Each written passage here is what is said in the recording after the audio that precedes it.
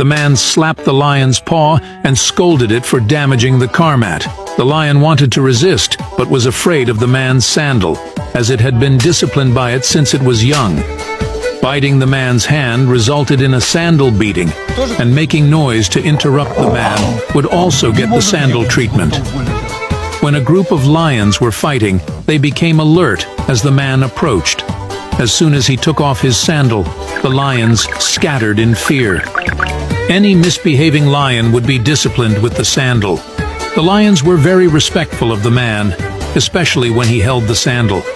This respect wasn't only due to his physical threats,